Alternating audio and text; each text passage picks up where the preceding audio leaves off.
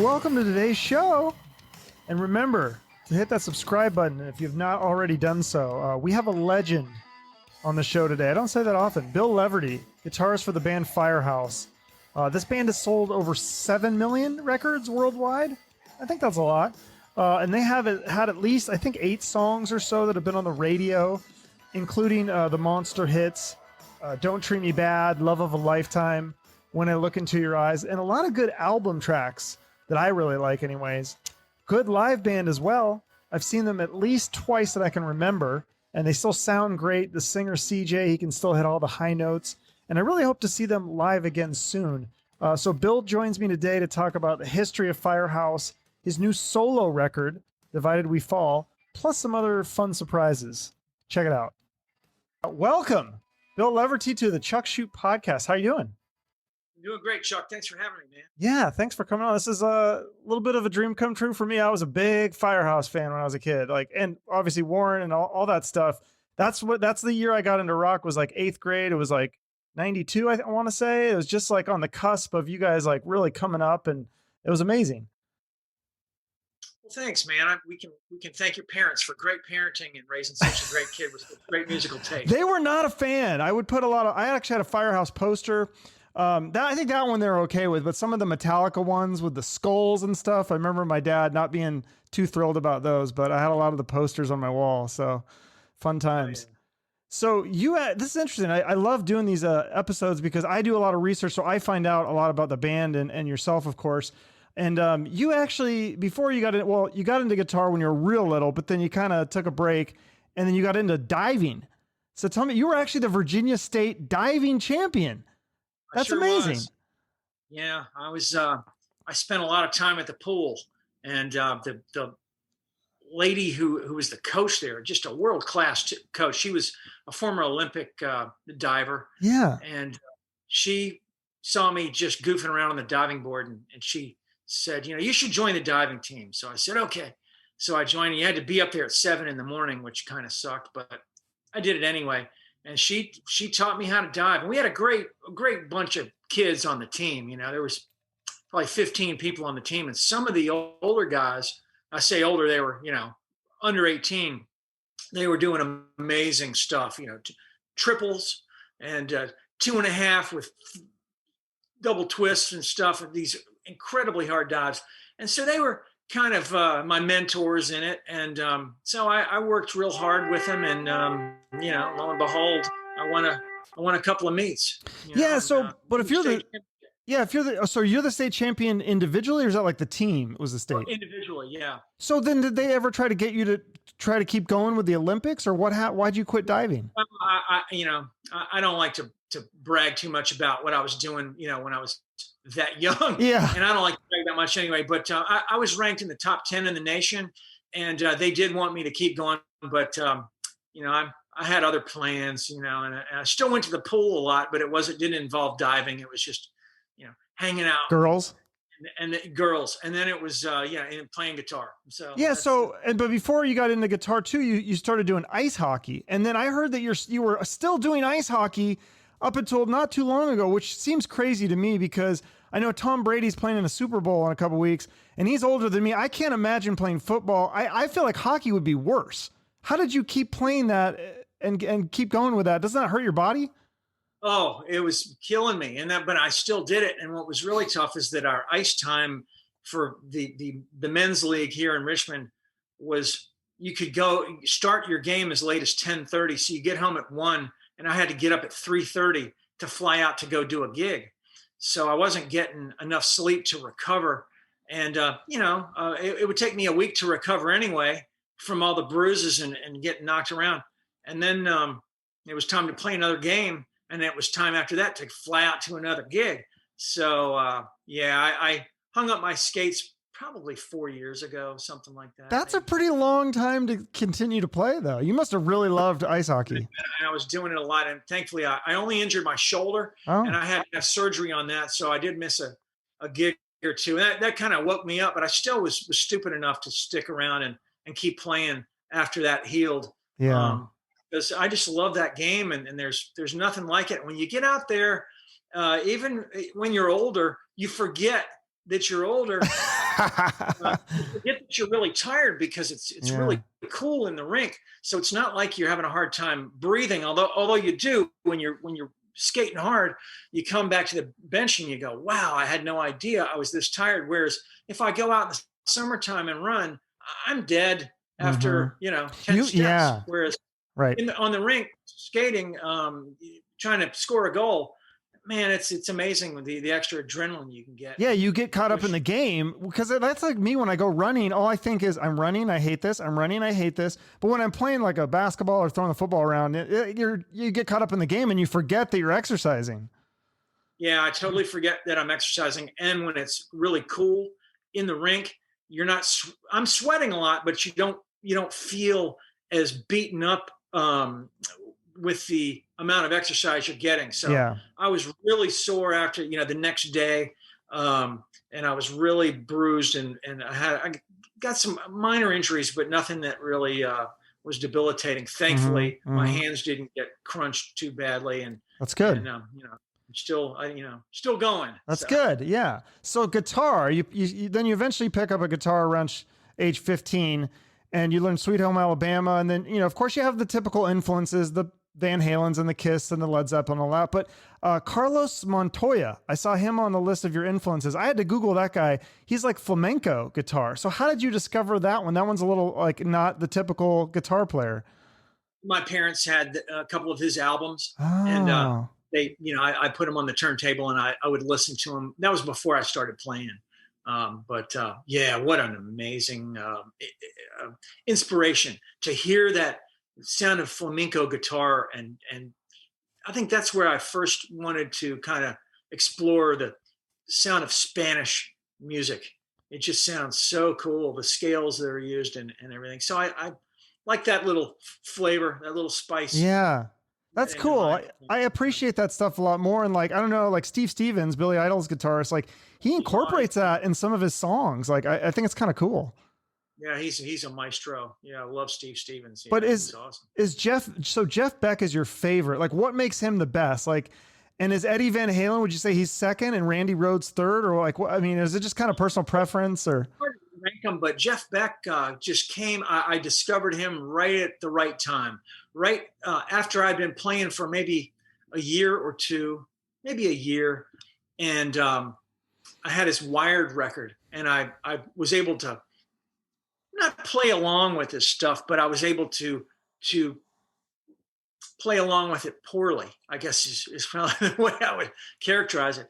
I was able to, and it was just such a big influence on me that I went and I got all his back catalog, and then everything that came out since.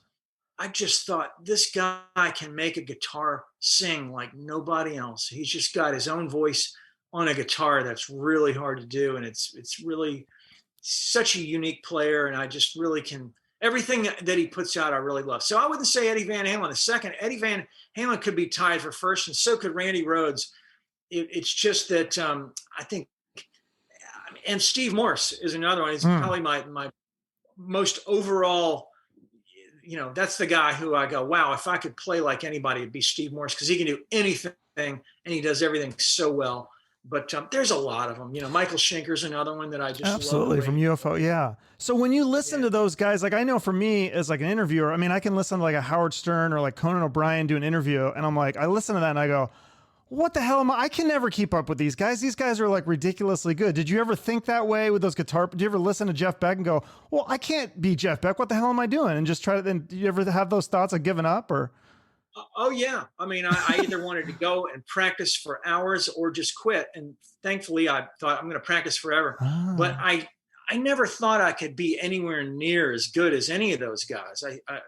I'll never be as good as them. But if I listen to them enough, I can get a little bit of their vibe through osmosis, and hopefully it'll come out in my playing somehow without being a ripoff. yeah. So that's what I'm trying to No, for achieve. sure. I think you're one of the best guitar players. So you're a guitar player in a band called White Heat, and you get this drummer Michael Foster, and he shows up with this ugly green drum set, but he was a good drummer, and he could sing and play drums at the same time. I'm always fascinated by that too. Did he ever sing lead on any songs when you guys were White Heat? No, I don't think he did. we might have played White Wedding, and he might have sang White Wedding a couple of times.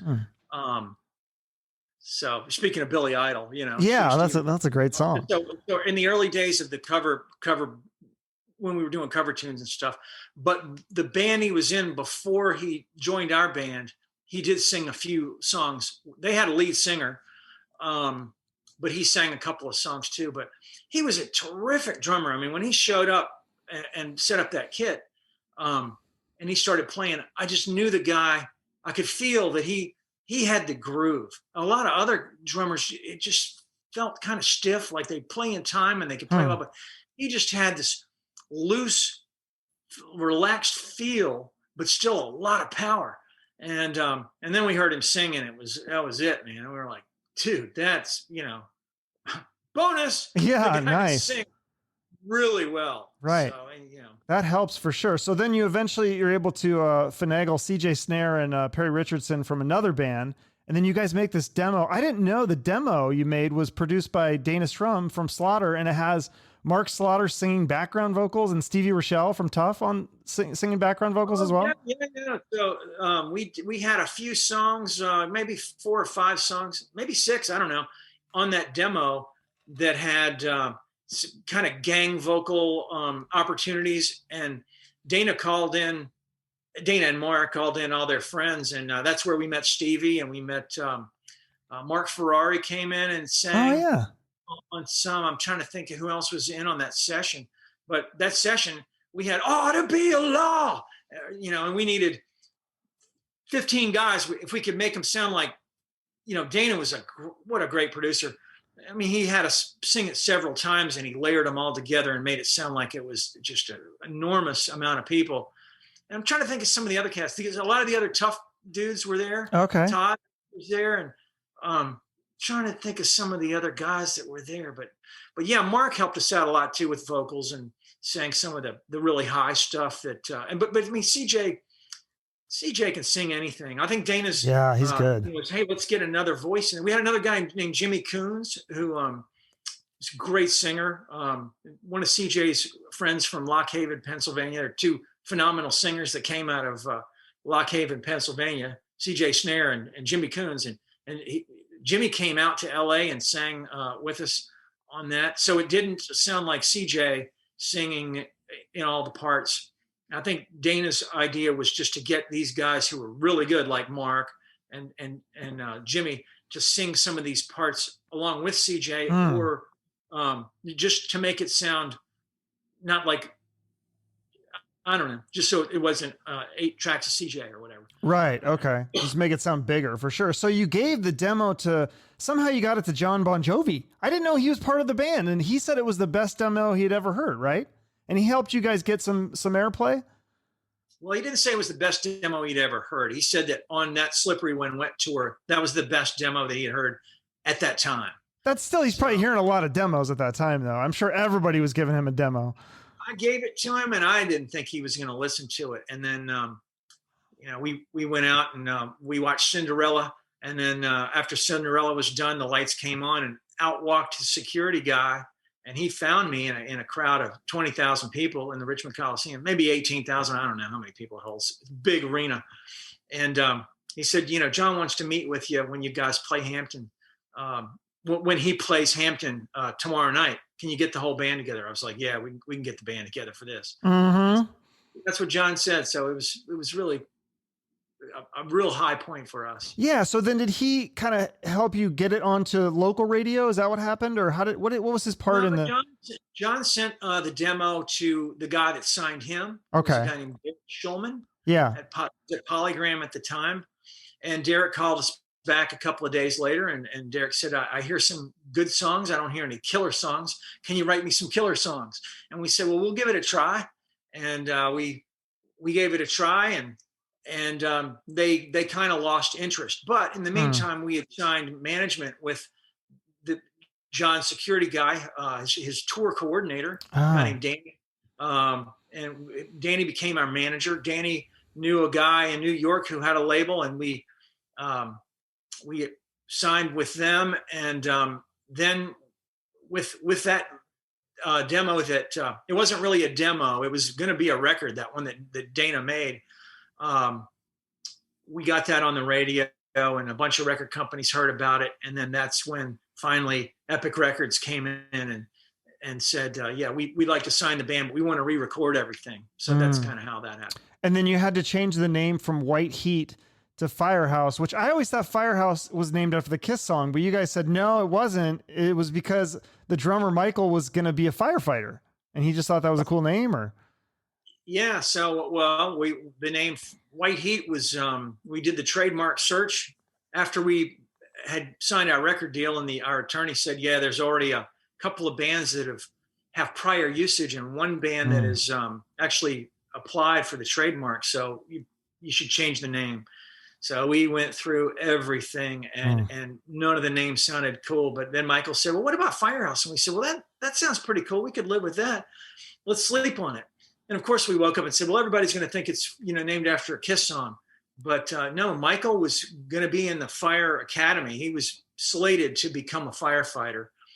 His dad was a police officer, and Michael wanted to be a firefighter, and was going to go through all that and join the band. And so he thought, hey, that's a cool name for a band, and we thought so too. So I like it, especially with all the trademark office. And the trademark office showed that it was clear, so we went for it. Yeah, and I love it. And then I love like the themes that you guys do with the albums, with the fire, and like of course the first album, the legendary, just self-titled Firehouse. It's got the girl with the match. I mean, that's just like an amazing cover. And you got the two, you have the two monster hits, Love of a Lifetime and Don't Treat Me Bad. Of course, everybody knows those.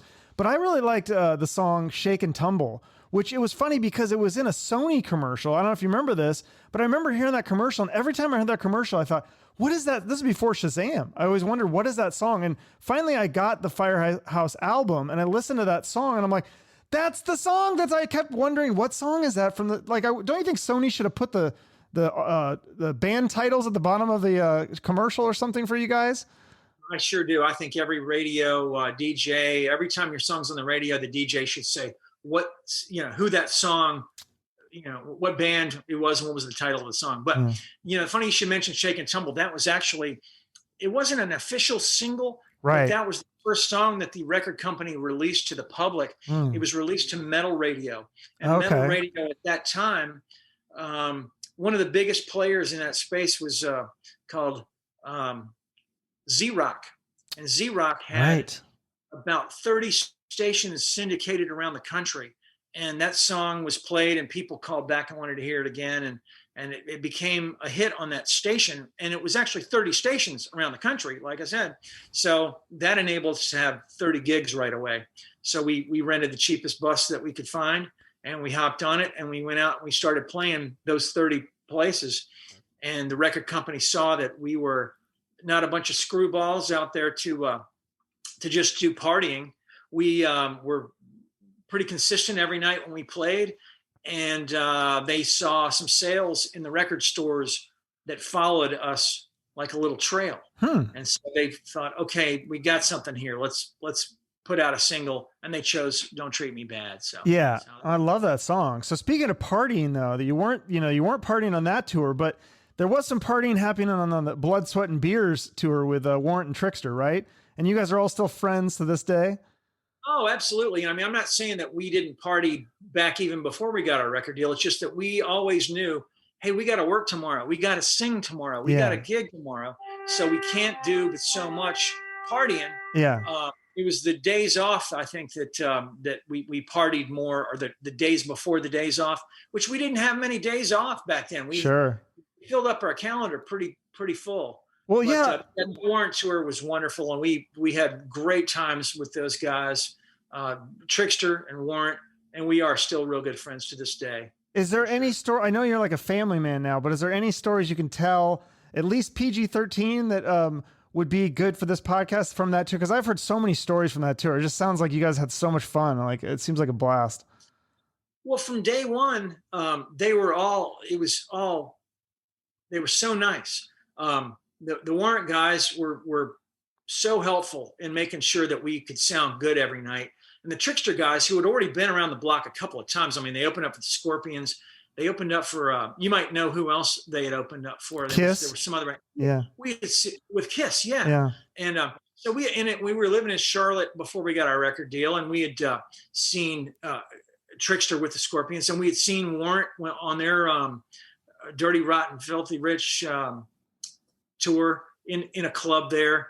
And so we were thinking, man, we're going to be able to tour with these guys, and we're going to try to learn as much as we can from it. And they were both bands were so cool and helpful to us every night. As far as individual stories, I don't know, man. I mean, I had so many times where I'd walk by Eric, and he'd say, "Hey, man, what kind of guitar are you playing?" And I'd tell him, and then he'd show me his guitars. And so those are the things that I really remember. Joey, let me play his guitar every night after the gig. After our gig, we'd hang around till after at the end of Warrant's gig. They'd let us all come up there and play a song with them. And Joey had let me play one of his guitars. Try this one out. This is an Ibanez I just got. So it was just things like that, just the camaraderie. And like I say, we're still friends to this day. We did last year, I'll say 2019, we probably did 20 shows with Warrant. And, right.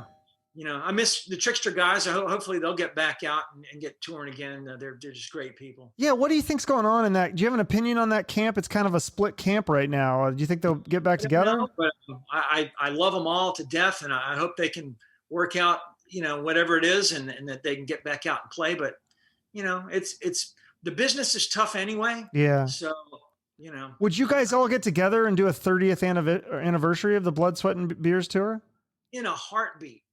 Nice. Yeah, because I didn't get to see the first one. So I was just becoming a fan of that music. I think I missed the tour. So, but yeah, so this is interesting too. I know you've talked about this in many interviews, but how you guys were was American Music Awards Best New Artist, and you beat out Nirvana and Alice in Chains. I always wondered about that, but you said it was because you thought it was because the ballots kind of went out earlier, and so those bands hadn't really blown up as much yet. Yeah, I think so. And I never really focused on who we beat.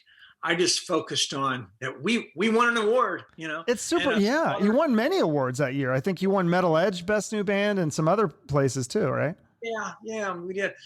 Slaughter had won it the year before, and they were presenting, and we didn't think we were going to win that. And when they named our name, we all just rocketed out of our seats. And I think I was, from the distance between my seat to the stage was probably 80 feet, and I probably made it in 3 steps. Went and hugged those guys, and it was that was exciting. But that's super exciting. So you didn't know you were going to win. Like, was Nirvana there? Was Alice in Chains there? Or like those guys? None of those guys knew. Chains was there. I don't know if Nirvana. They might have had somebody there, like their manager or somebody. So I don't know. But no, we didn't know. We didn't know we were going to. We met Sammy Hagar backstage, and he said, the reason you're here is because you're probably going to win.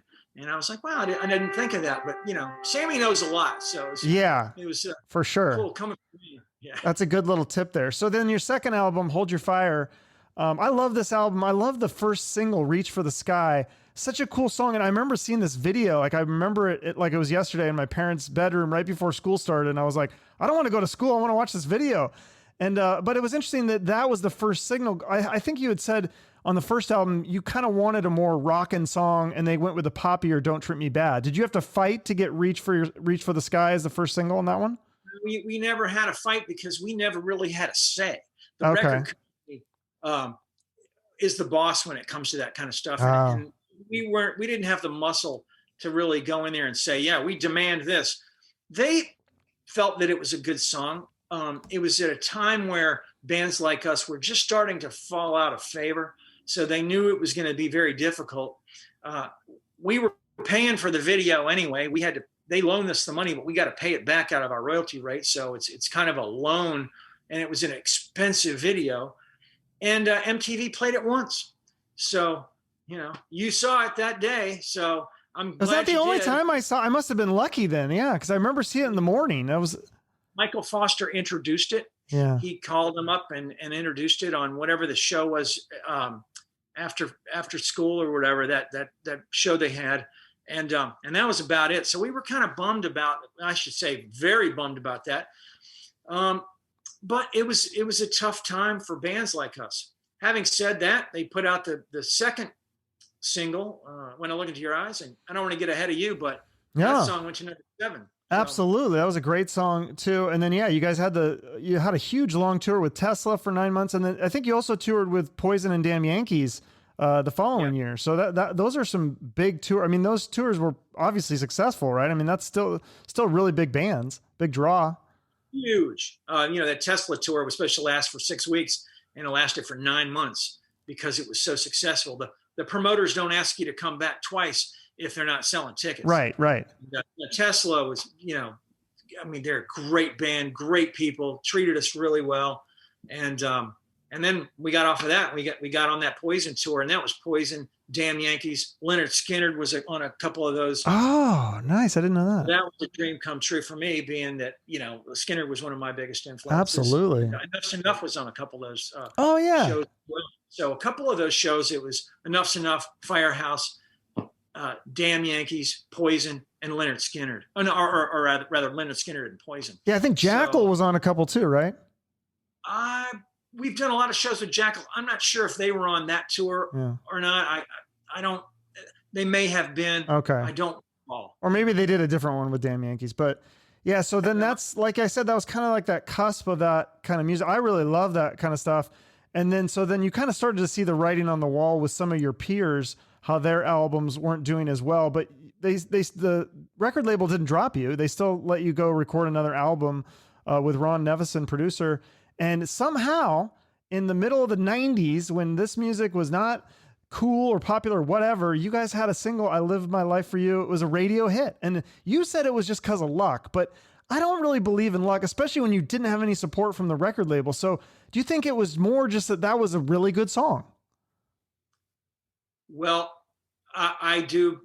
I'm very fond of that song, and it became a bigger hit outside of the United States than it did inside the United States. And it may be our biggest song in Asia, which we went and toured over there quite a bit on that. So I don't know. I do wish that the record company still would have believed in us in America at that time, but I know they had the deck stacked against them for bands like us. Sure. And our history, because our history was now suddenly hair band, and the program directors were playing anything but hair band. So it was tough that they had a tough slug to get Firehouse played. And I love everybody that worked for us, that worked at that record label, who worked our records. They were just the most wonderful people. And they had to make these decisions on where they're going to spend their dollar. And so we didn't really get the money out of the label for that third record in America. But they said, hey, go overseas. There's a market over there still for you. So we did. And fortunately, we made the decision to do it, and it worked out pretty well. That's awesome. Yeah. And then the next album, this was interesting, The Good Acoustics. So the record label wanted you to do a greatest hits album, but someone had told you that if you do a greatest hits album, that's the kiss of death. So you convinced them that, okay, what if we record our greatest hits acoustically? And that acoustic CD went gold in 6 countries. And you weren't given any money to promote it in the US. But that is I love that. You love that album too. I really love that album. I feel like it connected with me emotionally. Like, were you guys emotionally really feeling the music? It didn't feel like you're going through the motions. It feels like you were really into the music at that point. Oh man, totally. We rearranged those songs, a lot of them for acoustic versions, changed some keys in some of them to make it sound different. And we really went in there and worked hard on that one. We didn't have much of a budget. The A&R guy, or an A&R guy, Michael, said, I can't get you your normal budget, because normally with a record deal, you start off here. If they renew your option, you get a little bump in your budget. Third record, you get a little bump. Fourth record, you get a little bump. He said, no, we can't do that. we got to bring you way down here. See my hand disappear? Yeah. Go down to the floor. Oh. Okay. So I said, well, I got a buddy of mine who owns a studio who's going to give me a really good deal in Sarasota, Florida. The Allman Brothers, who Michael worked with the Allman Brothers on Epic, and he knew about the studio. And he said, yeah, it's a reputable studio, and you can go in and record it. We're going to give you, I can't get you much money. And I said, well, we'll find out what you can do. I think the budget, I don't want to say the number, but it was really difficult to, I couldn't have done it had it not been for pulling in favors and a friend helping me out. Okay. And so we went in and we recorded that record in a short amount of time.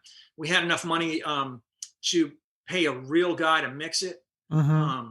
Not that the guy who was engineering it, Mark Severns, is a fantastic engineer. He could have done it, but he wasn't a proven engineer at that point. So we got Eric Schilling to mix it. Eric Schilling was Gloria Stefan's live engineer, and he worked at her studio down in Miami. So we drove the tapes from Sarasota across Florida to Miami, and I sat in there and watched him mix, and I learned a lot from him, and that was cool. And then, yeah, like you say, it went gold in a lot of countries. Wherever it was played and it was promoted a little bit, it had gold sales. In America, we went to the marketing girl who was the head of marketing at the time for our project, and asked her, how much is the record company going to give us to market it in the United States? And she said, I got some bad news. They're not giving us even one penny to promote it here. So, oh, well, how's anybody going to buy it? What's the point? So right. we asked to be released from the label after that.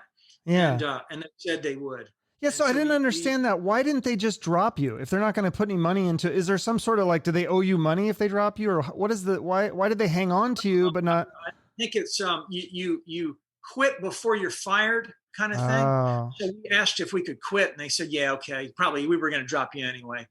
They didn't say it that way, but it's like, okay, we'll let you out of your contract. So then we could go as free agents and get licensing deals for our next records in different countries. Okay. Oh, that's smart. To our advantage, actually, to be free agents. Yeah, that's cool. So you guys really haven't had a lot of lineup changes, but around 2000, Perry leaves the band, and then he went on to play with country bands, and now he's in Stryper. So you got this other bass player. I mean, this guy's a total pro, Bruce Waibel. Is that how I say it?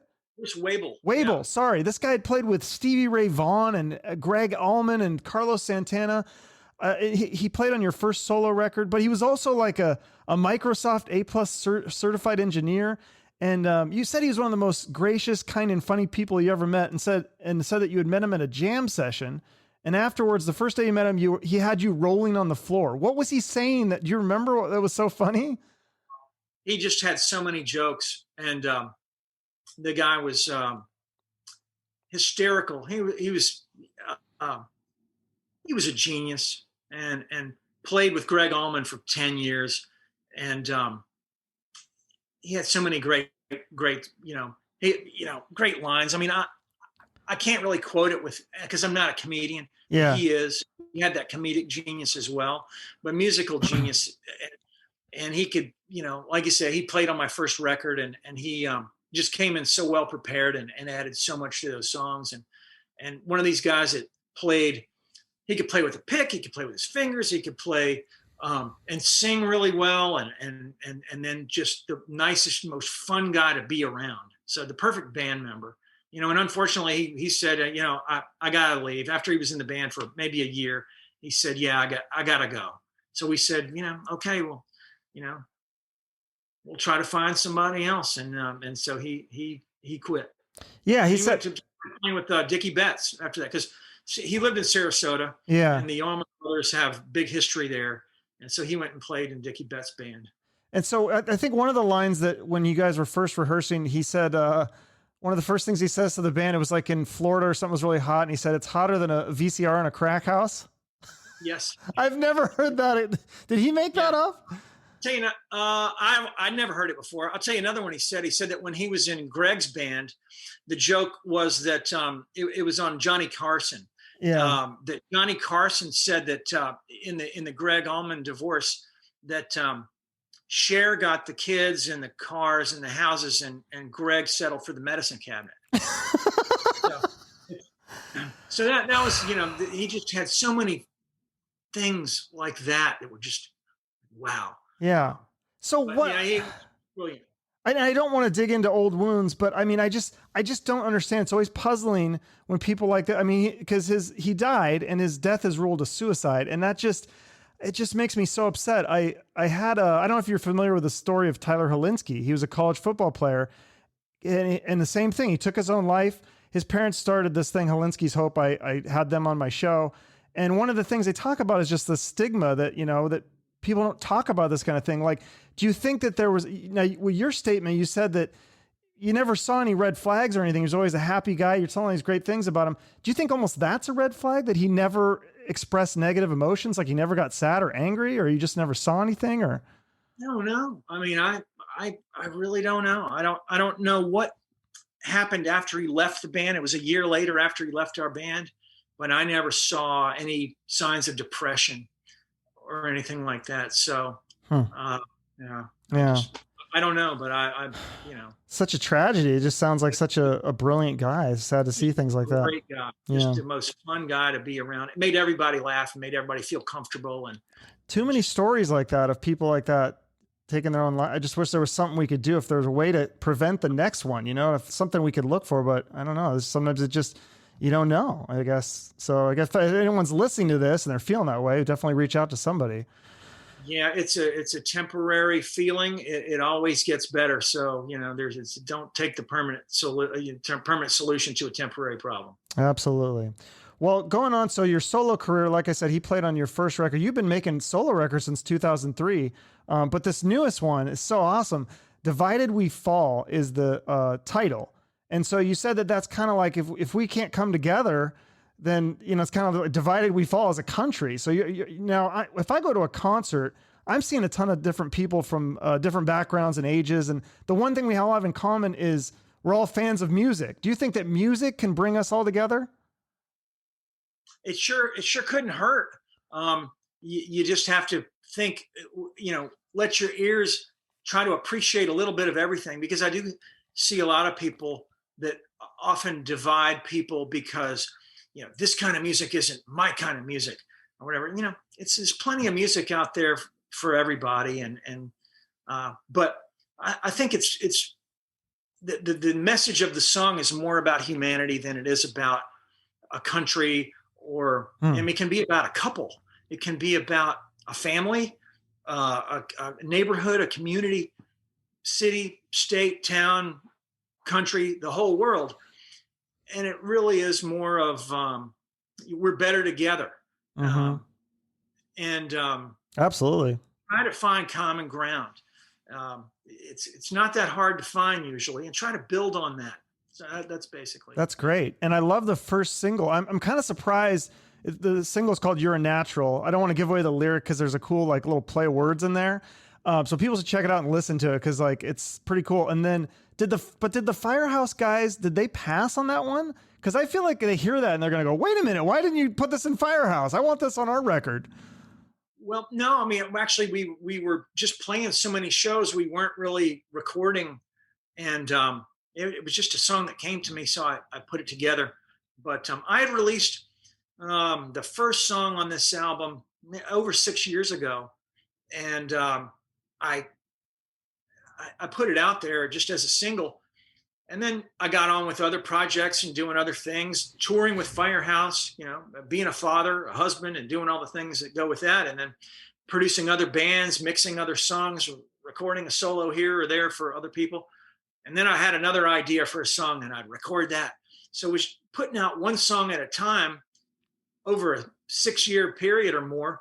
And then at the end going, well, I got 10, let's press them up and put out a CD and then move on. So that was kind of the way that all happened. And that song, You're a Natural, is not about anyone in particular, you say? It could just be about anybody. No, we've I'm sure you've met a lot of people that song could pertain to. Oh yeah.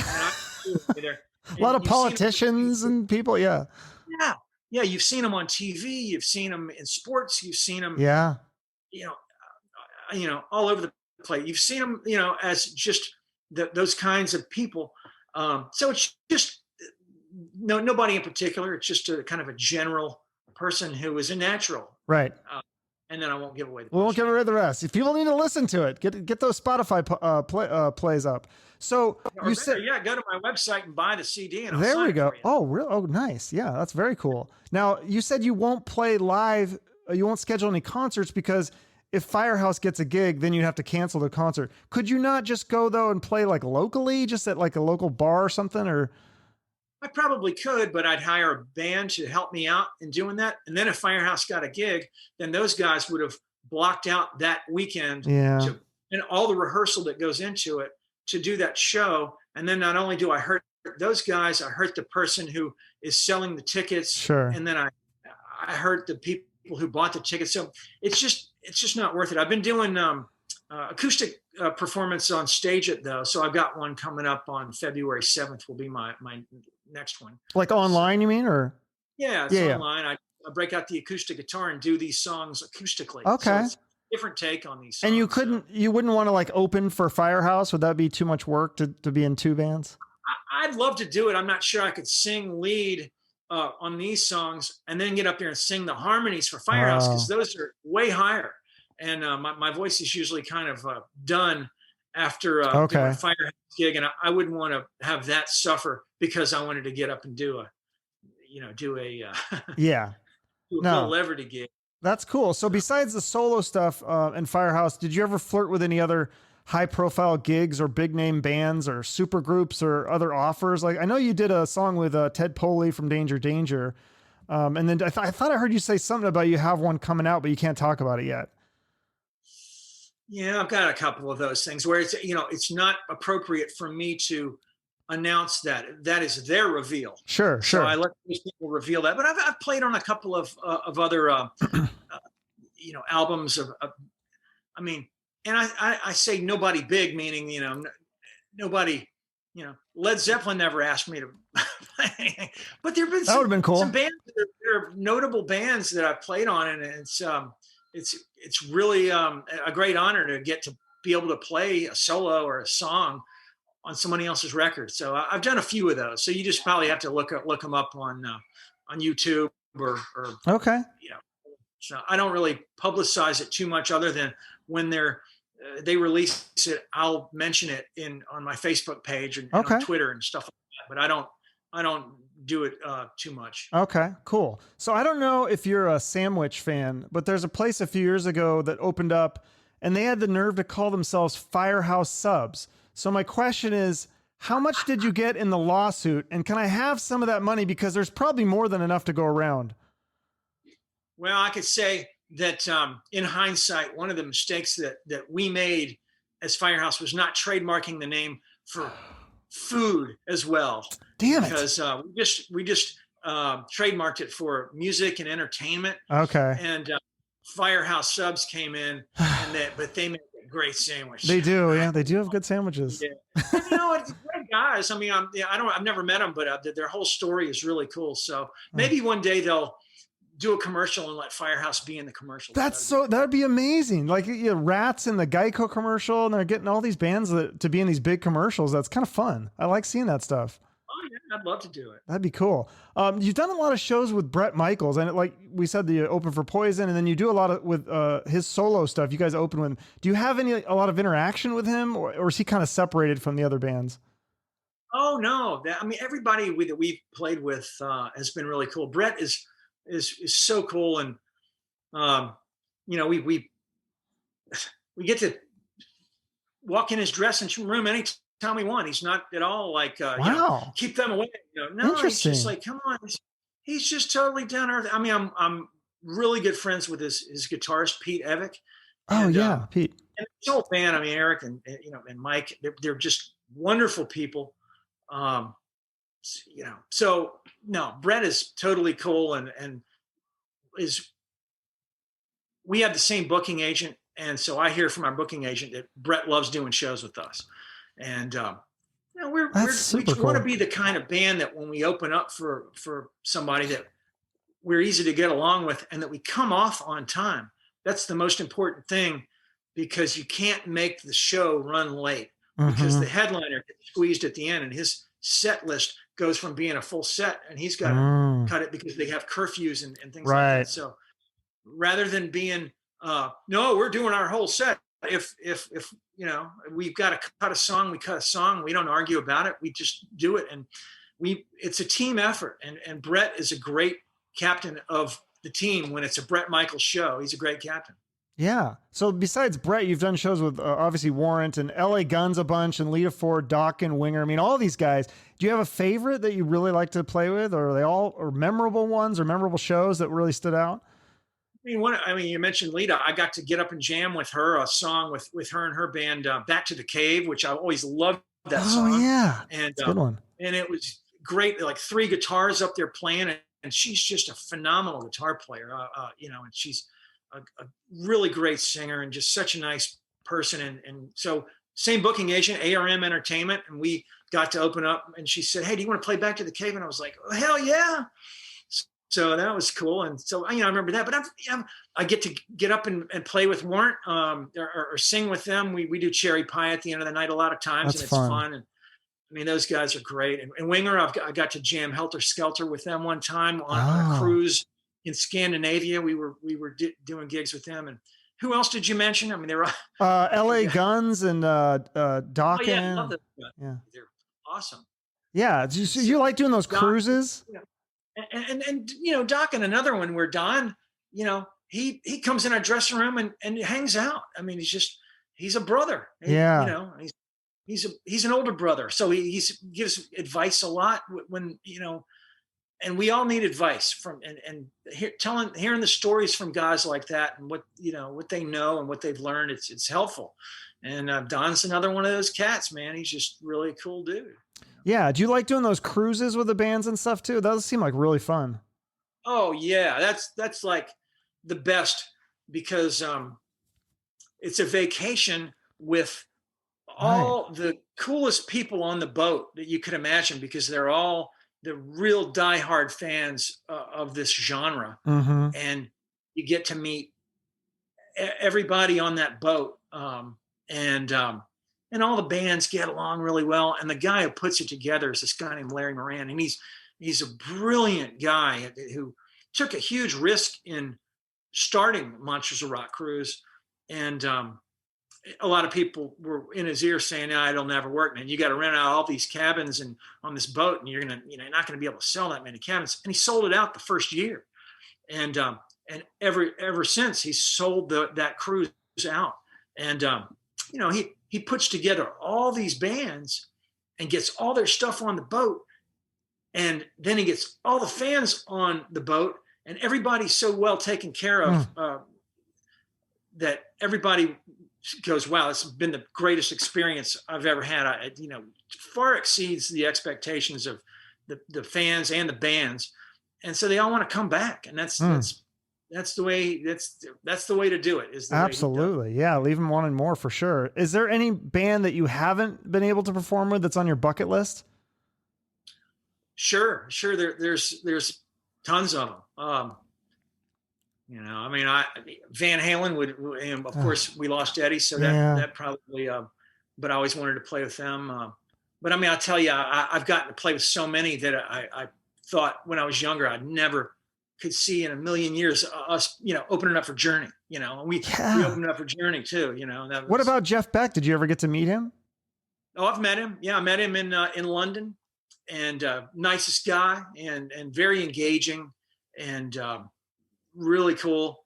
That was on a night off when we were opening up for a band called Status Quo in Europe. And Status Quo over there, they're as big as the Stones are over there. And, wow.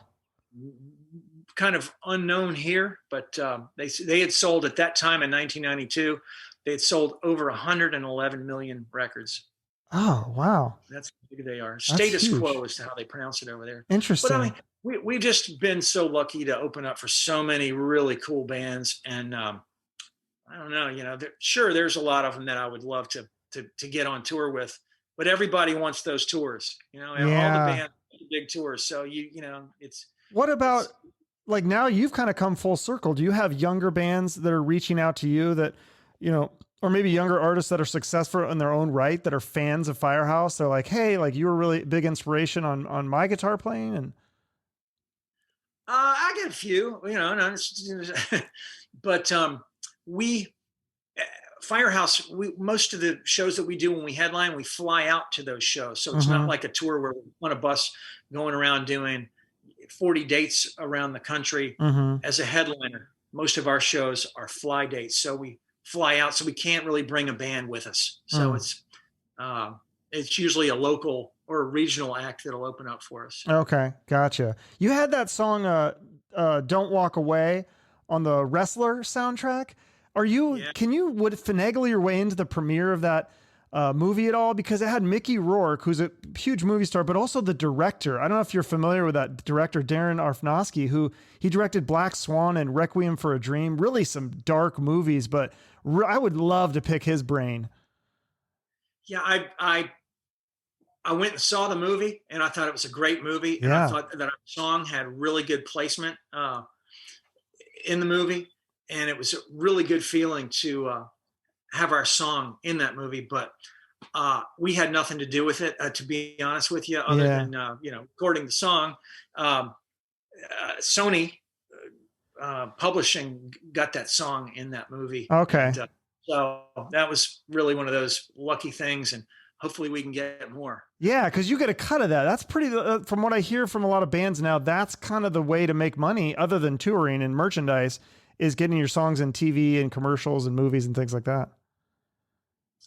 Well, we Sony Publishing, who we have a deal with, got our song in that. And so I think there was some financial compensation for it, but it wasn't retirement money, but it put gas in the Prius. Okay. Dang, that should be a little bit more, I would think, but that's not bad. Anything, take it. That's awesome. Well, thank you so much for doing this. I do like to end each episode with a charity. And you said you work with the Wounded Warrior Project a lot? Yeah, I love Wounded Warrior Project. So that's so cool that you do this. Yeah, thank you for mentioning that. Okay, so if people definitely need to go to Bill Leverty's website and Firehouse website, but also if they can throw a few bucks to Wounded Warrior Project. I know I've had a few people mention that one. It's a great charity for sure. Yeah, one of the things that is a great reward in being in a band and touring around the country is that we get to meet a lot of our veterans around the country.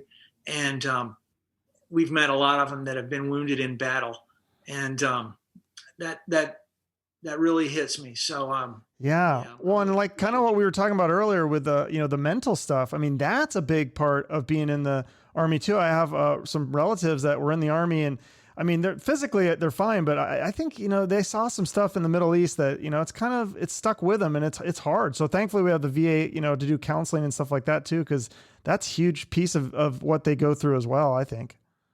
Yeah, absolutely. You're absolutely right. Well, thank you so much for doing this, Bill. I really appreciate it. Thank you so much for having me. Yeah, this was like a dream. Like I said, I'm a big fan, so it's very cool. Thank you. Thanks, man. All right. Bye-bye. What a nice guy. He just kept saying how everyone was so nice to him that he's worked with. And I just kept thinking how nice he was in this interview. Total class act, great guitar player and songwriter. Definitely check out his solo stuff. The record is called Divided We Fall. The single is You're Natural.